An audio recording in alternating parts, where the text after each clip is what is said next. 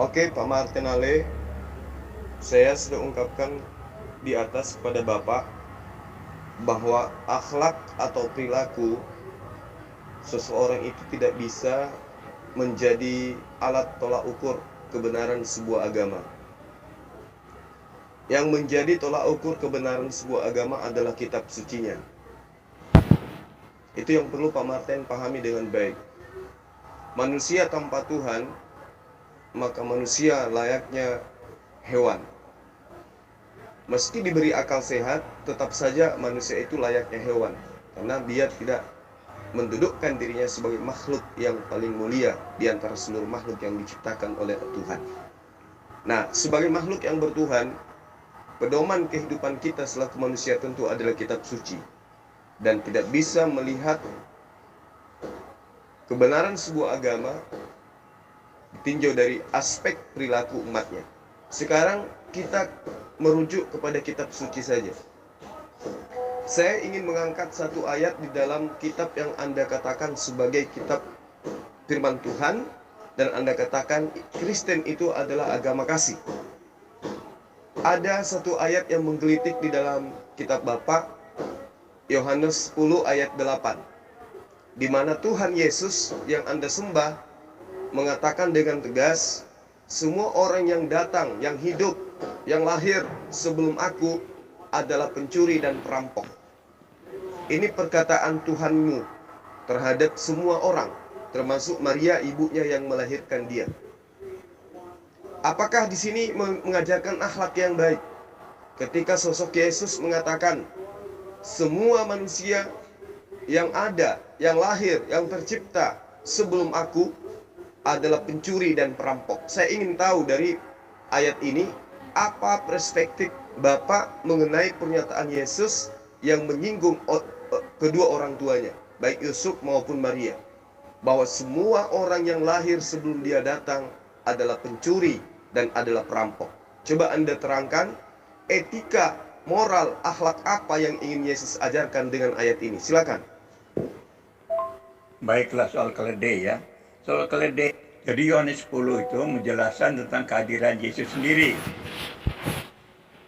Yohanes 10 ayat 10 mengatakan, pencuri datang hanya untuk mencuri. Aku datang supaya mereka mempunyai hidup dan mempunyai dari segala kelimpahan. Itu intinya Yohanes 10 itu. Pencuri datang hanya untuk mencuri dan membinasakan. Tapi aku datang supaya mereka mempunyai hidup dan mempunyai dalam segala kelimpahan. Itu jadi coba Anda artikan dulu dengan benar. Ya. Jadi yang dimaksud dengan pencuri itu adalah iblis. Iblis itu yang mencuri dan membinasakan. Dia itu menipu manusia, itu loh. Kan dia bilang begitu, aku datang supaya mereka punya hidup. Iblis itu membinasakan, membuat orang mati. Jadi manusia sebelum Yesus itu adalah orang yang berada di bawah kuasa iblis. Itu loh, orang yang sudah jatuh di bawah kuasa iblis setelah Adam dan Hawa itu. Sehingga manusia itu sudah kehilangan kemuliaan Allah, tidak ada yang benar, seorang pun tidak. Seorang pun tidak. Jadi seluruh manusia di dunia ini semua adalah orang berdosa, mau nabi manapun, mulai dari Abraham itu semua itu orang berdosa itu. Satu-satu manusia yang suci, yang sempurna, yang tidak berdosa sama sekali adalah Yesus. Dia manusia yang sempurna dan suci. Itu yang mau dikatakan seperti itu. Makanya dia katakan, pencuri datang hanya untuk mencuri, yaitu iblis yang menghasut manusia sehingga manusia jadi jahat dan menyusahkan banyak orang. Tetapi aku datang supaya mereka mempunyai hidup dan mempunyai segala kelimpahan. Itu saudara Jul ya. Jadi maksud ayat itu supaya kita mengerti dengan baik. Maksudnya itu apa? Yang pencuri itu ajaran iblis. Karena manusia di dunia ini ada dua, saudara Jul ya, ada dua kuasa, iblis dan Tuhan. Jadi kalau bukan Tuhan yang berkuasa atas manusia, berarti dia sudah berada di bawah kuasa iblis. Kira-kira begitu tuh, ya pengertiannya. Jadi ayat itu mau menjelaskan tentang itu. Kalau di dunia ini manusia yang tidak berada di bawah kuasa Tuhan, dia sudah berada di bawah kuasa iblis. Buktinya apa? Akhlak. Akhlak manusia itu menentukan dia orang benar atau tidak. Ya. Bukan agama ya, akhlak pribadi. Jadi tiap pribadi yang tidak benar itu berarti bukan dari Tuhan itu. Jadi kita bedakan bicara soal agama ya. Bukan, kita nggak bicara agama di sini. Kita bicara tentang pribadi manusia yang mengandalkan Tuhan dan mengandalkan manusia, mengandalkan dunia ini atau iblis gitu. Ada cuma dua. Kalau dia tidak mengandalkan Tuhan berarti dia sudah mengandalkan iblis. Karena iblis yang akan mengasur. Nah itu kalau Anda mau bicara tentang Yohanes 10 itu intinya di ayat 10 itu. Jadi dia bicara tentang iblis yang datang menghasut manusia sehingga manusia itu akhlaknya rusak. Jadi kalau kita bicara akhlak itu penting, orang tidak bisa sombong dengan dirinya kalau dia perbuatannya tidak baik, itu pasti itu orang tidak beres, gitu aja, gampang ya. Jadi orang bisa harus diukur dari akhlaknya sendiri. Kalau orang yang baik itu dia akhlaknya baik. Yang tidak baik itu agama manapun pasti itu bukan tidak baik, itu berarti dari iblis gitu. Nah itu saudara Jo, jadi kalau Anda angkat Yohanes 10 itu ya intinya di ayat 10 itu Anda baca, sehingga di situ mau membandingkan dengan kedatangan Yesus dan iblis gitu ya. Yang mula-mula datang itu adalah iblis yang menghasut manusia. Itu Yesus membedakan di sana. Maka Yesus katakan pencuri datang hanya untuk mencuri dan membinasakan. Itu yang dimaksud Yesus ayat 10 itu adalah iblis. Tetapi aku datang supaya mereka punya hidup dan mempunyai dalam segala kelimpahan. Ya, oke.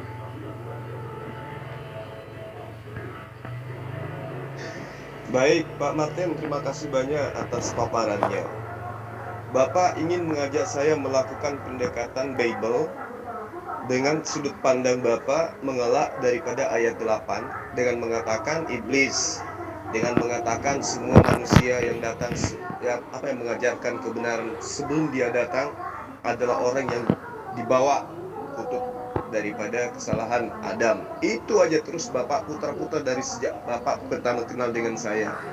Pak, saya bukan ngajarin, Pak. Bapak adalah pendeta yang dibayar sehingga Bapak keluar dan menggunakan kitab yang Bapak imani. Saya adalah penginjil, Pak, yang tidak dibayar, tetapi murni belajar kitab Bapak untuk menyelamatkan manusia dari penyesatan yang Bapak lontarkan setiap saat. Pak Martin Ali, kalau Bapak ingin mengangkat ayat 10 dari Yohanes 10 ayat 8 yang saya suguhkan kepada Bapak, tolong awali dengan ayat pertama.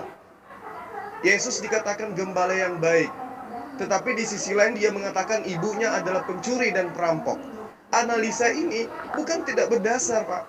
Coba Bapak ambil ayat 8, terjemahkan ke dalam seluruh bahasa daerah yang ada di Indonesia. Lalu apakah semua orang Kristen itu memiliki paham yang tinggi layaknya Pak Martin? Kalau Pak Martin memahami kekristenan itu dengan paham yang tinggi, meskipun Bapak tidak lagi menggunakan otak, gitu loh. Orang Karo misalnya, ketika gospel diterjemahkan ke dalam bahasa Karo, apa orang Karo pahami kemudian? Karine sire lebeng asangken, aku pinangkok dengan perampok, jangan labo labikan diri-diri iya. Itu gimana ceritanya? Belum lagi orang Toba diajarkan juga dengan ayat itu, saluhut angka nau majoloani ahu, padangko doi jalan pamangkus alindat, ditangihon angka kabiru-biru anasida dan seterusnya. Belum lagi orang Makassar, belum lagi orang Aceh, belum lagi orang Mamasa, belum lagi orang Bugis dan seterusnya. Jadi kalau ayat-ayat ini, kitab suci ini dijadikan sebagai sebuah acuan pembentukan akhlak umat, maka celaka. Dan fakta di lapangan kita lihat coba seperti apa. Ya, Bapak boleh bangga karena Anda adalah pemuka agama, tapi Bapak coba lihat di lingkungan kehidupan manusia yang membuat kerusakan, yang membuat kekacauan. Anda boleh menuduh umat Islam, tetapi lihat faktanya. Di mana basis Bapak bermukim, disitulah kita lihat bagaimana kezaliman-kezaliman itu terjadi. Ketika Yohanes 8 ayat 10 ini diterjemahkan ke dalam bahasa Makassar, sikama tobat tua riluanganku, sanging paluka siagang paila, ya, mingka tapi langin riai, gimbala ka sakrana nekahana dan seterusnya. Dalam bahasa Bugis lain lagi, sinina ya poler yoloku, janari tu pangas si bawah parampok, ya na sini bimbalae, dek na engkalingai dan na menange dan seterusnya. Tidak ada akhlak baik dari ayat ini. Bapak mau katakan lihat dari ayat 10 itu adalah persoalan belakangan. Makanya aku bilang, ketika berbicara mengenai akhlak sebuah umat, Jangan lihat perilaku umatnya, lihat kitabnya. Seperti apa kitabnya membentuk karakter manusia itu sejak dia kecil. Pak Martin coba menutupi ayat ke-8 dengan mengangkat ayat 10. Coba Anda lihat dari ayat pertama, Pak. Aku berkata kepadamu. Siapa yang berkata? Yesus. Apa kata Yesus? Sesungguhnya siapa yang masuk ke dalam kandang domba dengan tidak melalui pintu, tetapi dia memanjat tembok, ia adalah seorang pencuri dan seorang perampok. Saya tanya sama Bapak, Bapak menjadi pengikut Yesus, Bapak Bani Israel. Bapak pengikut Yesus itu pernah dibaptis oleh Yesus atau Yohanes? Nggak pernah kan? Bapak menjadi pengikut Yesus hanya dengan embel-embel kata label agama Kristen yang artinya pengikut Yesus. Apa benar Bapak ini masuk menjadi pengikut Yesus melalui pintu? Tidak. Ayo. Jadi yang dianggap pencuri di situ adalah yang mengambil kitabnya Yahudi tanpa sah, mengambil kitabnya Bani Israel dengan cara ilegal. Anda mengambil kitabnya orang Yahudi, Anda menuhankan Yesus. Siapa yang perintahkan Anda menyembah Yesus? Ada ajaran Yesus seperti itu? Nggak ada. Ada ajaran Musa seperti itu? Nggak ada. Ada ajarannya Abraham, Ishak, Yakub seperti itu? Nggak ada. Berarti yang pencuri yang dimaksud itu adalah Bapak dan seluruh umat yang Bapak wawahi. Ini kita berbicara mengenai akhlak. Bapak yang menyinggung akhlak kan? Sekarang Anda menjadi pengikut Yesus. Anda melalui pintu apa? Ayo. Yesus sendiri kepada murid aslinya yang hidup sama dia, diam bersama dia, bergaul sama dia, berpesan kepada ke-12 muridnya, jangan engkau keluar ke bangsa lain. Jadi kalau ada kitab yang mengatasnamakan Yesus, mengajarkan untuk menjadi pengikut Yesus dengan cara menyembah dia, makan babi dan seterusnya, itulah pencuri. Bukan domba-domba yang asli, tapi domba-domba yang manjat tembok masuk ke dalam ajaran Yesus. Jadi kalau Bapak ingin mengangkat sebuah tema, menutupi ayat 8 yang menuduh Yesus, yang saya katakan Yesus menuduh semua orang datang sebelum dia adalah pencuri, dengan mengangkat ayat 10, maka Bapak pun harus tahu, Yesus itu menyindir Bapak. Pencuri itu adalah dia yang bukan Yahudi, tapi ngaku pengikut Yesus. Sekarang apa dasarnya Bapak mengaku pengikut Yesus?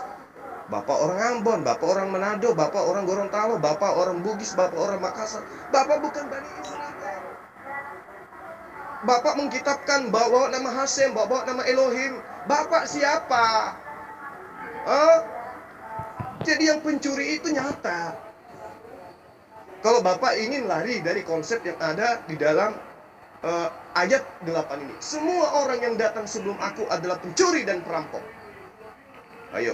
Berarti Maria kena, Yusuf kena, Daud kena, Abraham kena, Yakub, Ishak kena semua.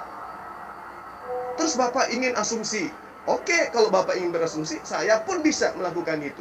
Nah sekarang kembali kepada akhlak.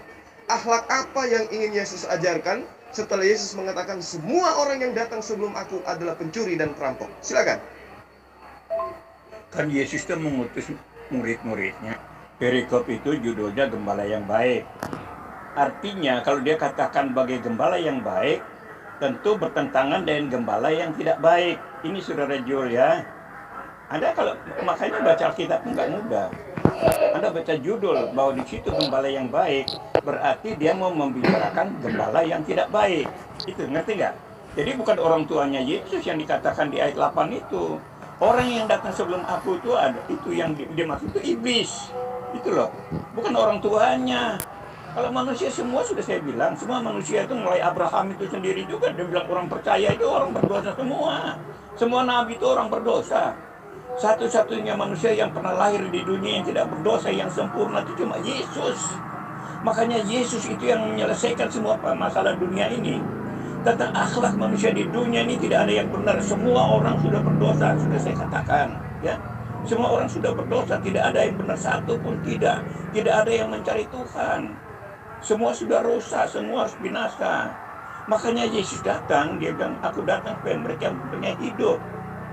Karena yang datang sebelum aku itu adalah iblis yang menyesatkan. Dia datang hanya untuk mencuri dan membinasakan. Kan itu, jadi bandingkannya itu, kalau Anda mau ayat satunya itu, saudara Jul. Gembala yang baik itu berarti dia mau bandingkan dengan gembala yang tidak baik. Dan gembala yang tidak baik yang dikatakan bahwa yang datang sebelum aku itu adalah pencuri, itu adalah iblis. Itu makanya saudara Joel, coba Anda mengerti yang baik-baik dulu. Kalau Anda bilang soal akhlaknya manusia, semua akhlaknya nggak beres. Nah karena itu Yesus datang. Karena manusia itu sudah rusak semua. Yesus datang supaya manusia yang punya hidup. Hanya orang benar yang bisa mempunyai hidup. Kalau orang tidak benar, dalam akhlaknya tidak benar, itu tidak mempunyai hidup. Dia mempunyai masalah yang menuju kepada kebinasaan. Sehingga Anda tidak bisa menyalahkan agama saja. Akhlak itu dari ajaran, memang. Tetapi tiap pribadi yang kita lihat itu dia orang benar apa enggak? Kalau orang benar itu pasti bahasanya bagus, kelakuannya bagus terhadap sesamanya, tidak menjahati sesamanya, kan begitu ukurannya. Ukuran Tuhan dengan ukuran manusia. Yesus, Anda lihat Yesus dibenci sama dunia ini yang dipengaruhi oleh iblis, sehingga mereka mencari-cari kesalahannya, yaitu orang Yahudi dan orang Farisi itu ya, orang Farisi ahli Taurat. Mereka mencari-cari kesalahannya selama 3,5 tahun itu. Akhirnya mereka dapatkan. Karena Yesus mengatakan dia adalah anak Allah. Nah, sebutan anak Allah ini dipakai mereka sebagai penistaan terhadap Tuhan. Jadi itu Yesus mengaku sebagai anak Allah itu dianggap sebagai penistaan. Dengan dasar itu mereka nuntut ke penguasa Roma supaya Yesus disalib karena dia sudah menista Tuhan mereka. Itu kan. Lalu akhirnya karena orang Yahudi yang mayoritas di sana, penguasanya takut juga. Akhirnya nurutin. Jadi orang Romawi itu nurut aja karena yang mayoritas yang nuntut supaya Yesus disalib. Nah, Yesus itu kan pengikutnya cuma sedikit itu, hanya 12 orang gitu loh. Ya kan? Jadi gampang aja mereka dia disalib. Nah, itulah kalau Anda mau tahu tentang namanya gembala yang baik. Gembala yang baik lalu disiksa, diancam, dibunuh, disalib oleh gembala yang jahat. Gembala yang jahat itu apa? Yaitu orang-orang Yahudi, orang Farisi, ahli Taurat, yang ahli hukum Tuhan itu, tapi hati mereka dikuasai oleh iblis.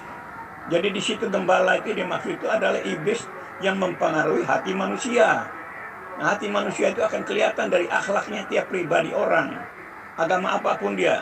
Kalaupun dia bilang Kristen tapi dia tidak mengasihi sesama, itu Kristen omong kosong itu. Itu aja. Jadi di sini kita bicara tentang pribadi-pribadi yang baik dan yang tidak baik. Kalau dia punya pribadi yang baik, berarti dia punya Tuhan yang benar, seperti Yesus itu. Karena Yesus datang, dia bilang, aku datang supaya mereka punya hidup dan mempunyai dalam segala kelimpahan. Itu jadi yang dimaksud pencuri yang datang sebelum Yesus itu adalah iblis. Yang dimaksud itu Joel. Anda ngerti, saya kan yang tahu, saya pendeta, saya yang tahu firman Tuhan itu. Asbabun nuzulnya itu, jadi seperti yang Anda tebak itu keliru. Anda duga bahwa Yesus menghina orang tuanya. Bukan, iblis. Yang datang sebelum aku itu adalah pencuri, itulah iblis. Ya Joel ya, gitulah maksudnya, supaya Anda ngerti dengan benar ya.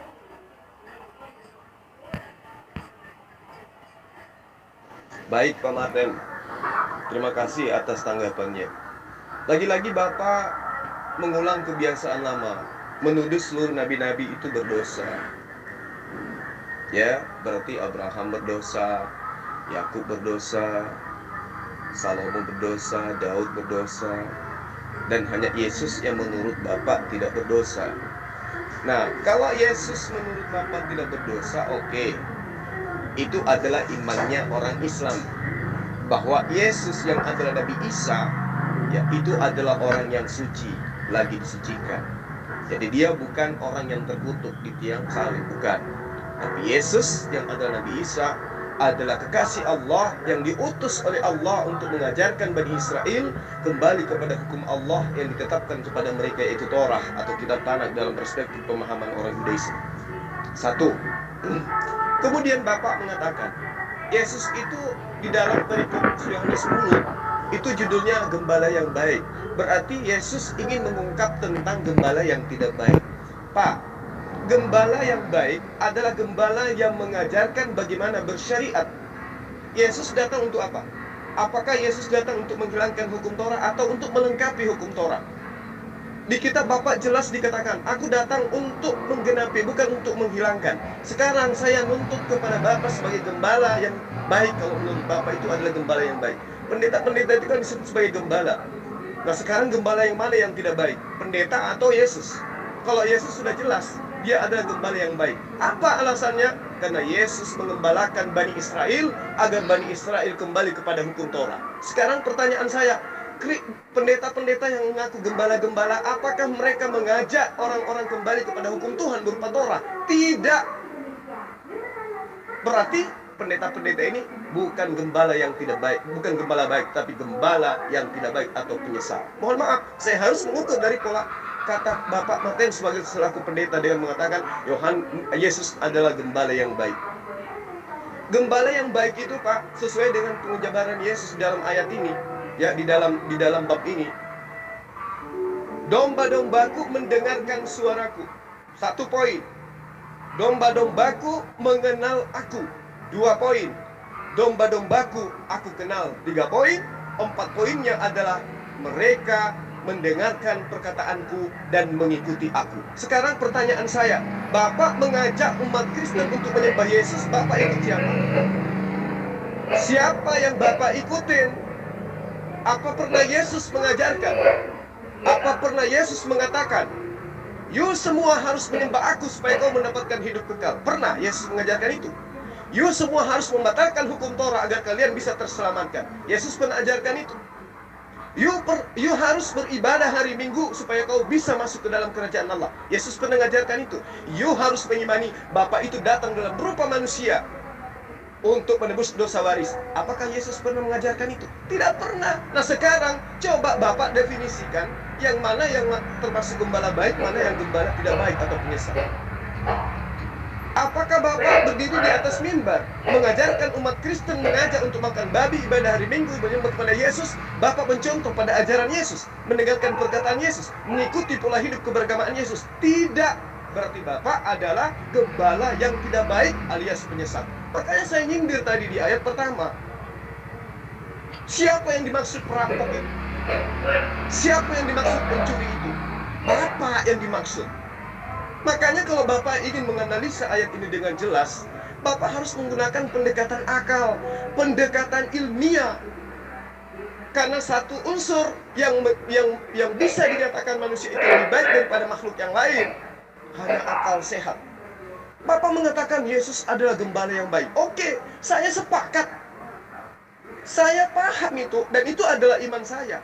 Yesus adalah Rasulullah. Yesus adalah kalimatullah. Yesus adalah utusan Allah yang diutus untuk mengajak Bani Israel kembali kepada hukum Torah yang dibawa 1700 tahun sebelumnya oleh Nabi Musa alaihissalam. Jadi Bapak salah kalau menilai bahwa tidak, yang dimaksud di situ adalah iblis. Bapaklah iblisnya. Mohon maaf, saya harus jujur mengatakan itu, Pak, karena Bapak tadi nyindir akhlak kan. Nah sekarang kalau Bapak sebagai gembala yang baik, Bapak akan mengajarkan bahwa Yesus diutus hanya kepada Bani Israel.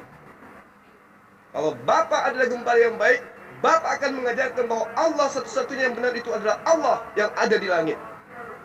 Kalau Bapak adalah gembala yang baik, maka Bapak akan mengajarkan tinggalkan Kristen dan masuk ke dalam ajarannya mengajarkan la ilaha illallah Isa Rasulullah. Agama mana yang mengajarkan itu? Yudaism nggak mungkin, mereka tidak mengimani Yesus itu sebagai rasul. Ya, silakan Anda pilih agama mana yang mendudukkan Yesus pada porsi yang sebenarnya. Sesungguhnya aku ini adalah rasul yang diutus kepadamu untuk mengembalikan kamu kepada mengembalikan domba-domba yang tersesat dari hukum Torah kembali kepada hukum Torah. Jadi Pak Martinale, ini adalah rasul yang diutus kepadamu untuk mengembalikan kamu kepada mengembalikan domba-domba yang tersesat dari hukum Torah kembali kepada hukum Torah. Jadi Pak Martinale, ya, saya hanya ingin mengatakan seperti ini kepada Bapak. Kalau Bapak berbicara mengenai akhlak, ketika Yesus mengatakan semua manusia yang datang sebelum aku adalah perampok, apakah yang ingin Yesus ajarkan terhadap ayat ini? Baik terhadap masa lampau, masa pada masa Yesus, maupun masa yang ada sekarang ini. Apa yang ingin Yesus ajarkan? Akhlak apa yang Yesus ingin sampaikan? Sementara Yesus mengatakan di ayat 27-nya, domba-dombaku mendengarkan suaraku. Maksudnya domba-dombaku mendengarkan perkataanku. Apakah Pak Martin dengan mengajak orang Kristen menyembah kepada Yesus Bapak telah mendengarkan suara Yesus? Apakah Pak Martin berdiri di atas mimbar gereja mengajak jemaat untuk menyembah kepada Yesus yang adalah manusia, anak Maria? Itu Bapak telah mengikuti Yesus? Atau Bapak adalah gembala yang atau Bapak adalah domba yang mengaku domba, tetapi domba yang tidak melalui pintu, tapi domba yang memanjat tembok, yang disebut sebagai pencuri dan perampok oleh Yesus? Coba Bapak terangkan secara ilmiah, Pak. Ya, dari penjabaran Bapak yang mengatakan ini itu, sementara dalilnya jelas, semua orang yang datang sebelum aku adalah pencuri dan perampok. Lagi-lagi Bapak menuduh seluruh nabi-nabi itu pendosa. Seluruh nabi-nabi itu adalah pencuri dan perampok. Ini Bapak tidak menjelaskan. Bapak tidak memberikan sebuah gambaran bahwa Bapak adalah gembala yang baik, gembala penyesat. Itu baru tepat, Pak.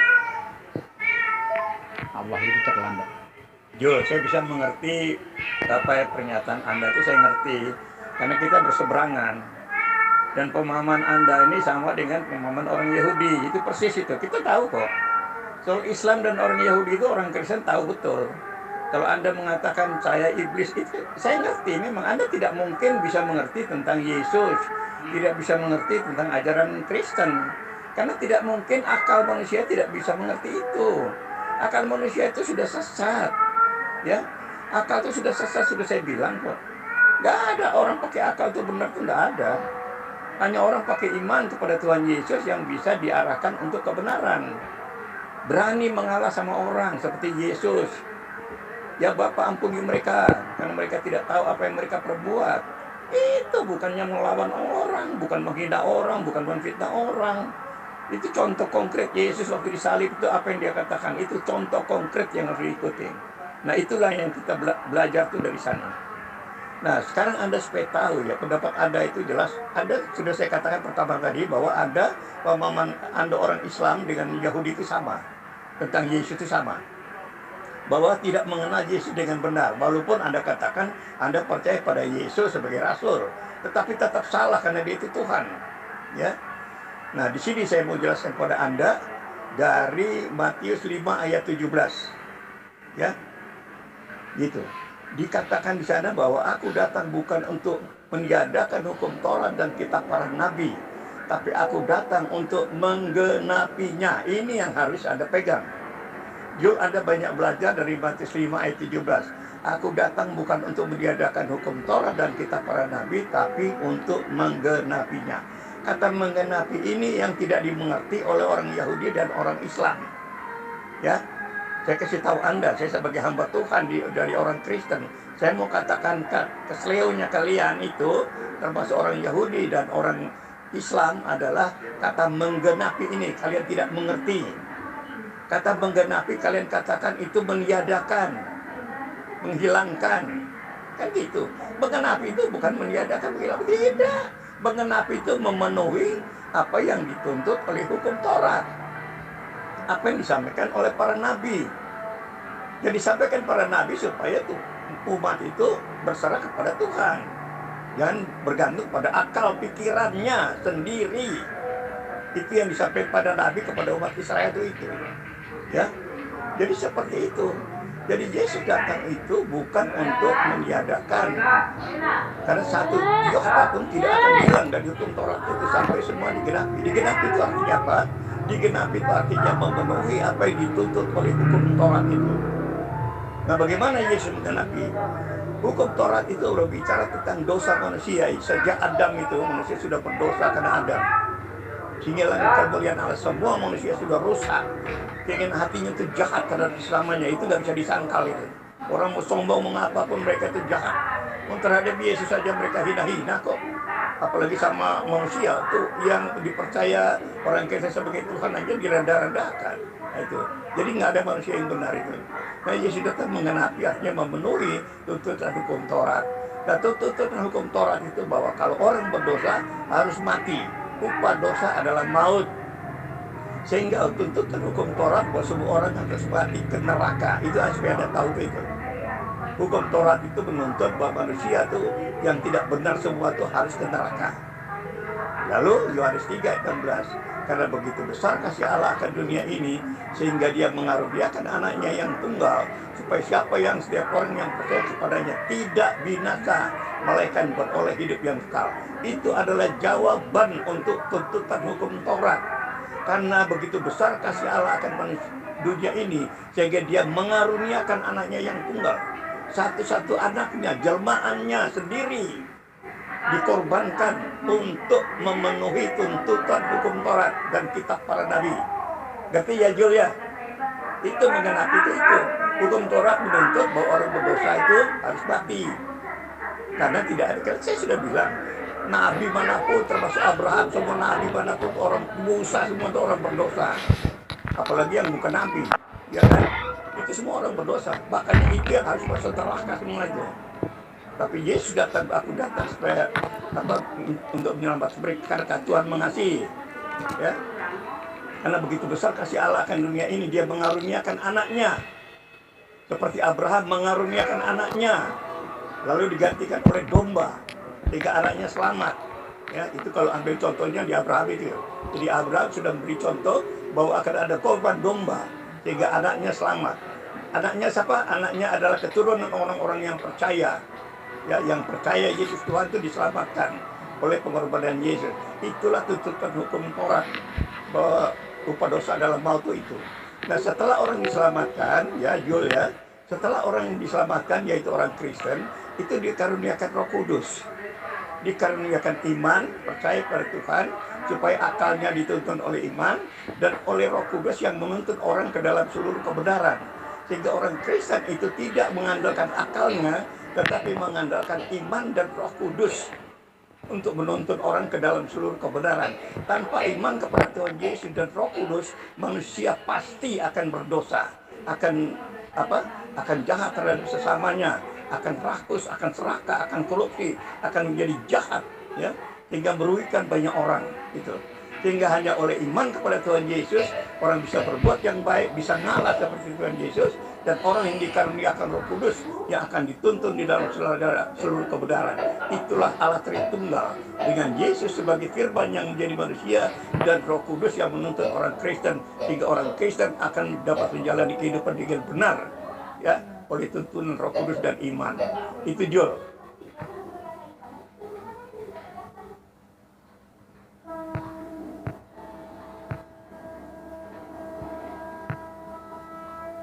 Itu terus Bapak yang ungkap. Umat Islam, orang Yahudi nggak ngerti Kristen karena akal manusia nggak bisa ngerti sampai di sana.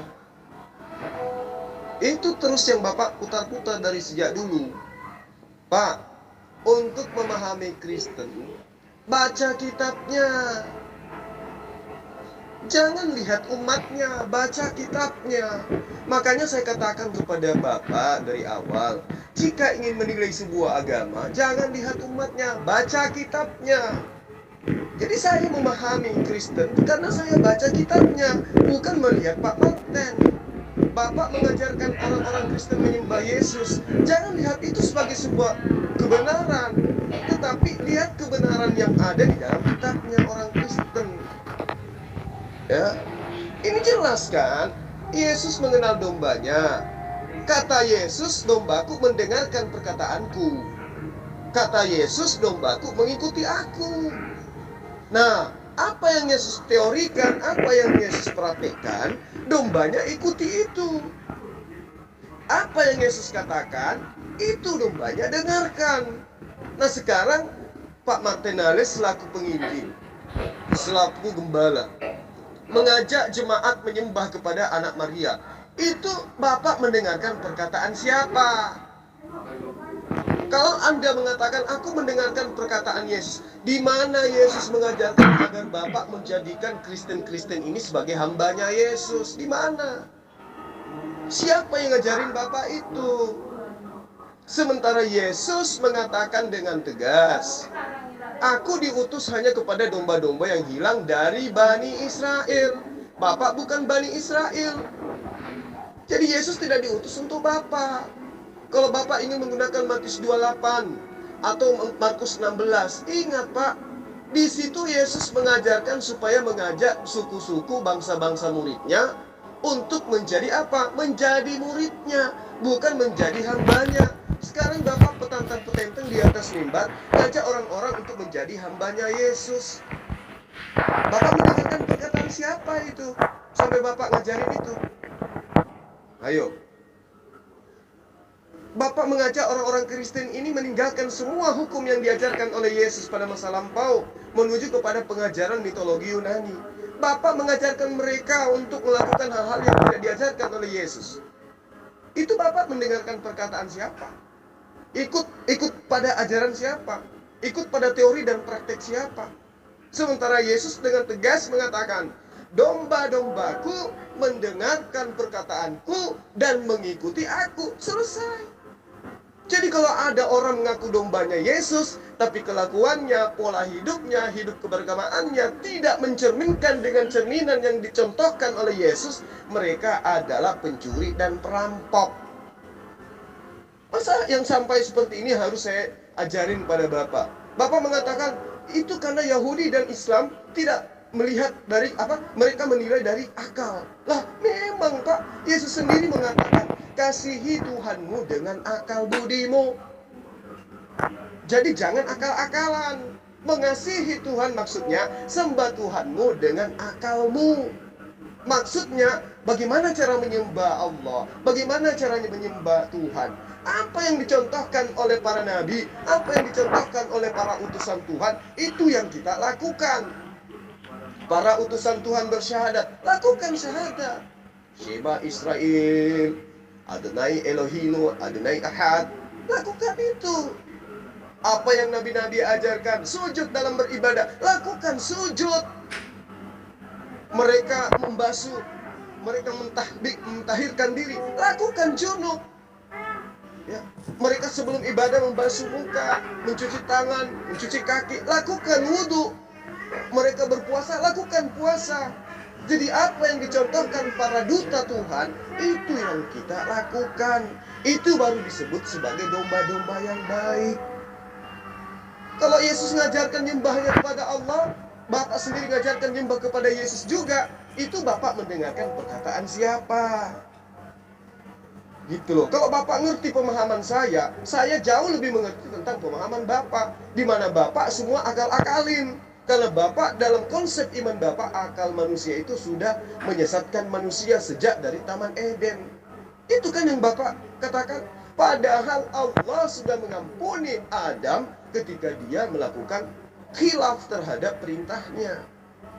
Allah memberkati Adam, artinya Allah sudah memaafkan Adam. Baca kitab Kejadian. Nah, Pak Lamseng Nailbaho muncul. Katanya sengaja Allah itu membuat orang berdosa supaya manusia tahu dosa itu buruk. Dia katakan, kenapa agama Allah itu terlambat disempurnakan? Ya saya tanya, kenapa Allah terlambat datang menebus dosa manusia? Kenapa tidak pada masa Adam saja langsung tebus, supaya anak keturunannya tidak kena dampak dosa waris? Gitu loh Pak Martinale. Jadi Bapak selaku pendeta, ya tolonglah ya. Bukan berarti saya mau nyalahkan dalam arti pribadi Bapak. Ya mungkin karena ada faktor X yang Bapak pertahankan sehingga Bapak masih melakukan hal-hal yang tidak pernah diajarkan oleh Yesus. Tapi Pak, ingat akhirat itu Pak, itu adalah fakta adanya. Kematian itu adalah sesuatu yang nyata Pak. Kalau Bapak tetap aja mempertontonkan ajaran-ajaran yang bertentangan dengan ajaran Yesus, Bapak mau bawa kemana jemaat-jemaatnya? Gitu Pak Martin.